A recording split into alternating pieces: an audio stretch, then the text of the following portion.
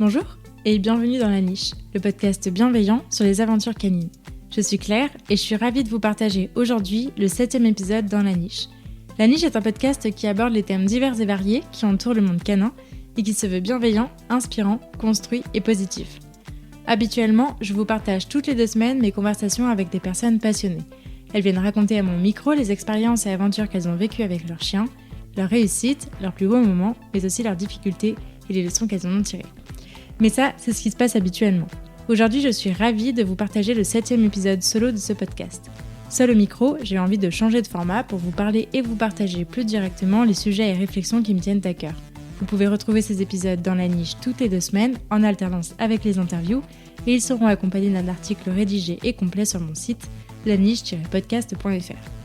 Dans cet épisode, je voulais revenir sur le pourquoi du comment, parce qu'avoir un chien, ça implique aussi de prendre conscience de toutes les attentes qui l'accompagnent et de ce qu'il représente pour nous. Plus j'avance dans ma formation et mes échanges avec mes invités, plus je mesure l'importance de se questionner réellement sur le pourquoi du comment, car ce n'est pas sans conséquence lorsqu'on se lance dans cette aventure.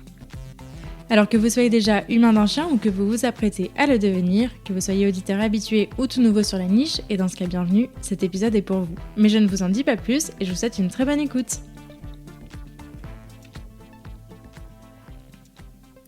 Souvent, les gens qui ont vécu ou qui auraient aimé vivre avec des animaux durant leur enfance souhaitent vivre avec un animal en devenant adulte. Et c'est tout à fait légitime et compréhensible. Mais ce n'est jamais l'unique raison.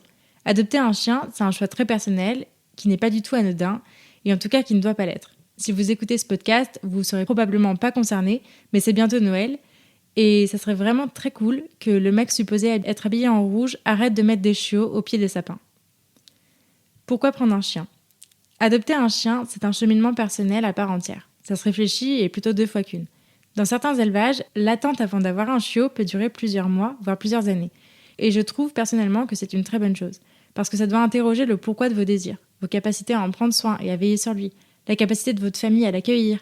Car même si c'est le chien de un tel, à partir du moment où d'autres personnes vivent avec ce chien, elles en seront impactées. Je ne vous parlerai pas ici des détails de choix d'élevage, de combien ça coûte ou de quelle race vous convient le mieux, car même sans aller jusque-là, je vous invite véritablement à vous questionner sur le pourquoi. Pourquoi en avez-vous réellement besoin ? Quel besoin, quel manque vient-il combler ? Quelle blessure vient-il réparer ? Que représente-t-il pour vous ? Répondre à ces questions, c'est pas si évident que ça y paraît. Quelles que soient les réponses, elles sont personnelles et elles sont donc légitimes. Mais répondre à ces questions et en accepter les réponses, ça peut prendre du temps et c'est à mon sens nécessaire pour pouvoir faire les choses en conscience, pour être au clair avec soi-même et pour savoir ce qu'on est prêt à investir pour cet être qui, lui, n'a rien demandé. Je vous invite donc à y réfléchir car c'est aussi et souvent dans l'introspection qu'on apprend et qu'on comprend beaucoup de choses. Ça peut paraître inutile, mais en vérité, ça a une réelle importance sur la relation que vous entretiendrez avec lui. Et ça va déterminer tout le reste en fait. Des soucis de comportement que vous pourrez rencontrer à votre investissement dans son éducation, en passant par tout ce qui va caractériser votre quotidien avec lui. Vivre avec un chien, c'est démarrer une relation avec un autre être que soi, qui de surcroît dépendra complètement de vous. Et au même titre que toute relation, il y aura des hauts et des bas, des ajustements, des grands moments de bonheur, des remises en question, des doutes, des progrès. Avoir un chien, ça n'a rien de simple ni d'évident, au même titre qu'avoir un enfant d'ailleurs. À cela près qu'en plus vous ne parlerez pas le même langage et ne percevez pas le monde de la même manière. C'est d'ailleurs pour cette raison qu'il est fortement recommandé de faire appel à un éducateur comportementaliste canin, bienveillant évidemment et à jour de ses connaissances pour bien démarrer. Travailler en renforcement positif, ça va pas suffire. J'aurai l'occasion de vous en reparler. Mais comprendre un chien, c'est besoin. Prendre du recul sur votre relation, ça s'improvise pas et des professionnels passionnés sont là pour ça. C'est pour ça que j'ai choisi de faire ce métier, de prendre le temps de me former continuellement, de continuer ce podcast aussi, parce qu'on n'est jamais trop aidé en la matière et que toute réflexion, retour d'expérience ou bon conseil est bon à prendre. Pourquoi mon chien n'est pas parfait ? Alors ça y est, ça fait des mois que vous l'attendez, que vous vous y préparez et c'est le grand jour. Rookie va enfin arriver à la maison. Vous en avez rêvé, vous avez imaginé 1000 scénarios différents sur son arrivée, vous avez tout acheté, tout installé, tout lu, tout écouté, ou presque. Et puis voilà, il débarque. L'excitation s'apaise et rapidement, vous êtes propulsé dans la réalité. Rookie ne vous connaît pas et vous ne connaissez pas Rookie. On a beau vouloir tout anticiper, il est un individu à part entière et il fonctionnera selon ses besoins, sa perception du monde et selon qui vous êtes pour lui. Un chiot de 2 mois et demi, ça n'est rien qu'un bébé qui ne connaît pas grand-chose du monde, et encore moins du monde humain. Il ne sait pas où sont passés ses premiers repères, il ne comprend pas trop ce que vous lui voulez, ni pourquoi vous êtes plusieurs géants à lui accorder autant d'attention, pourquoi vous avez l'air si gentil, et puis d'un coup, pourquoi vous semblez si menaçant. Du côté de l'adoption d'un chien plus avancé dans l'âge, même combat. C'est un changement immense dans sa vie de chien. Il peut en plus avoir vécu ou ressenti des choses pas cool qui influencent son adaptation et son état d'esprit. Et c'est d'ici que vous allez devoir partir. En réalité, le point de départ de votre histoire avec votre chien ne commence pas à ce que vous aviez prévu pour lui, mais à qui il est. Et prendre conscience de ça, ça change tout. Votre chien ne sera peut-être pas parfait vis-à-vis de ce que vous attendiez, mais il le sera sûrement vis-à-vis de ce que vous êtes, vous et votre chien. Les premiers mois d'un chien à la maison ne sont pas que des purs moments de joie, c'est même assez déroutant en fait. On se sent vite dépassé par tous ces changements, cette nouvelle organisation, ces questionnements, de ce qu'il faut faire ou pas, comment, combien, s'il faut s'inquiéter tout de suite ou attendre un peu, et pourquoi il a l'air de rien écouter du tout. On ne sait pas vraiment si on l'aime assez, on met du temps à assimiler que c'est bien notre chien et qu'il est vraiment là. On se sent vite pris d'un sentiment désagréable aussi quand on se rend compte que tout ne se passe pas comme on l'avait imaginé, qu'on se rend compte que nos attentes, nos désirs, nos projections ont du mal à coller avec cette nouvelle réalité qu'on avait un peu idéalisée. De manière générale, on parle de plus en plus de baby blues ou de déprime postpartum liée à l'ouragan de changement qui amène l'arrivée d'un enfant dans une vie. Mais on peut tout à fait parler d'un phénomène similaire concernant les chiens, une sorte de puppy blues ou doggy blues. Et ça, c'est ok, il n'y a pas à culpabiliser. J'en entends déjà qui vont crier à l'anthropomorphisme, mais pour avoir eu un chiot et pour avoir un compagnon très investi qui a eu 2 enfants, on a souvent ri des similitudes des sentiments qu'on a pu ressentir en tant qu'humain adulte face à tout ça. Considérer son chien comme un enfant, ça peut lourdement poser problème, on est bien d'accord. Mais considérer la relation qu'on entretient avec ce chien comme similaire à ce que pourrait vivre un parent dans sa relation avec son enfant, ça me pose aucun problème personnellement. Dans les 2 cas, on a la responsabilité d'une vie entre les mains. On se doit d'assurer sa santé, sa sécurité, de répondre à ses besoins et de le guider vers l'autonomie et l'épanouissement personnel. Alors oui, accueillir un chien dans sa vie, c'est génial, mais ça n'est jamais comme on l'avait imaginé. Ce qui compte, c'est ce qu'on vit maintenant avec lui. Ça fait partie intégrante de l'histoire et c'est une vraie leçon de vie, une vraie leçon d'instant présent. Pourquoi éduquer son chien ? Dans les questions classiques qu'on se pose à l'arrivée d'un chien, il y a aussi celle-ci. Comment éduquer son chien ? Ok, mais ça veut dire quoi au juste éduquer un chien ? Éduquer, selon le Larousse, ça signifie former quelqu'un en développant et en épanouissant sa personnalité, faire acquérir à quelqu'un les usages de la société, ou encore développer une aptitude par des exercices appropriés. Les 3 sens de ce terme sont hyper intéressants parce qu'ils sont hyper complémentaires, notamment lorsqu'on parle de l'éducation d'un chien. Alors, former quelqu'un en développant et en épanouissant sa personnalité, on retrouve ici toute la dimension développement personnel de l'éducation dite positive et bienveillante que je vous prône, guider le chien de sorte à ce qu'il puisse évoluer et exprimer sa personnalité, ses désirs, son consentement.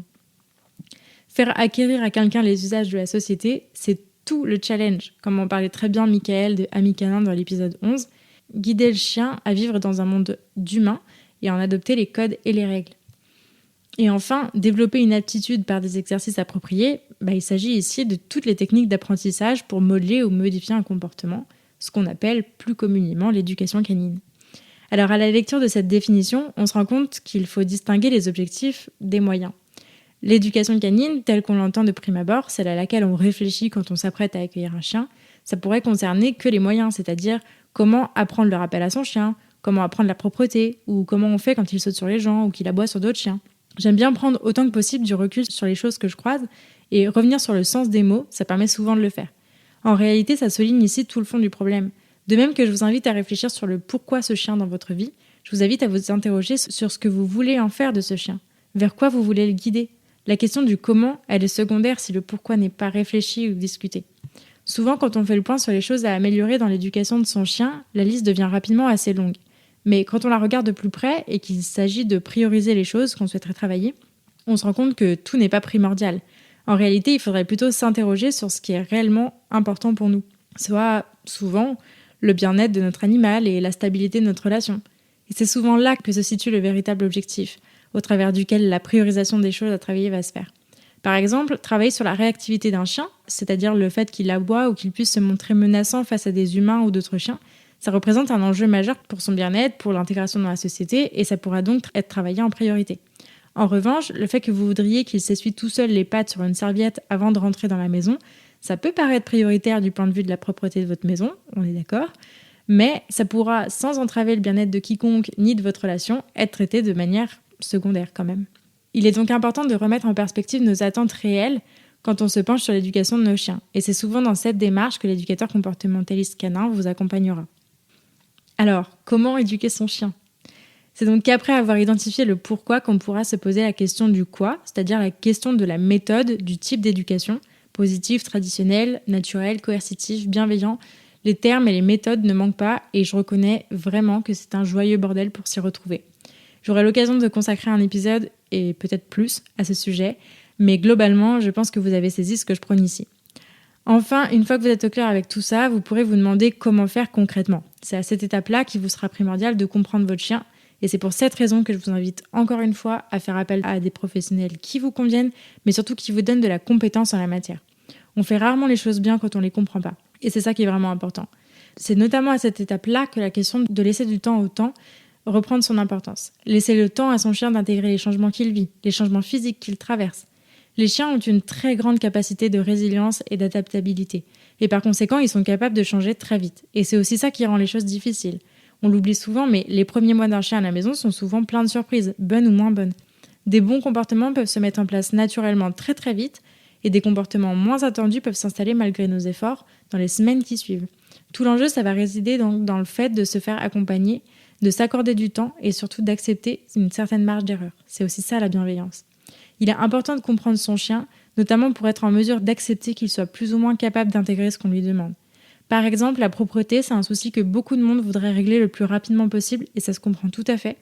Mais c'est sans forcément savoir que jusqu'à 4 voire 5 mois, en fonction du type de chien, le chiot n'a pas du tout la capacité physiologique de se retenir de faire ses besoins. Parce que le sphincter n'est pas tout à fait formé à cet âge-là. Bref, dans le chaos général que peut être l'arrivée d'un chien dans une famille, c'est en communiquant tous ensemble, en s'interrogeant sur ce qui est vraiment important pour nous, qu'on peut ainsi définir des priorités, des principes d'éducation. Fixer des règles, ça ne signifie pas empêcher son chien de bouger, mais ça doit au contraire permettre de vivre tous ensemble beaucoup mieux. Du moment qu'elles sont partagées, comprises et acceptées par tous, elles seront plus du tout une contrainte pour certains, mais principalement une opportunité de vivre mieux certaines choses tous ensemble. Parce que oui, éduquer un chien, c'est indéniablement une affaire de famille. Car toutes les personnes qui vivront avec ce chien devront être cohérentes dans leurs actions et leurs indications. Et croyez-moi, c'est bien plus facile qu'il n'y paraît. Vous me voyez venir, je vais prendre l'exemple du canapé pour illustrer ça. Dans beaucoup de foyers, la règle initiale, c'est que le chien n'a pas le droit de monter sur le canapé. Mais Rookie, il n'est pas dupe. Il va essayer 1 fois, 2 fois, 3 fois, 1000 fois. Il va essayer tout le temps. Le chien, c'est un opportuniste. C'est pas un être diabolique qui veut vous enfumer. Il cherche simplement à avoir ce qui est le plus agréable pour lui. En l'occurrence, un gros truc moelleux qui contient toutes les odeurs des gens qu'il aime, c'est vachement agréable.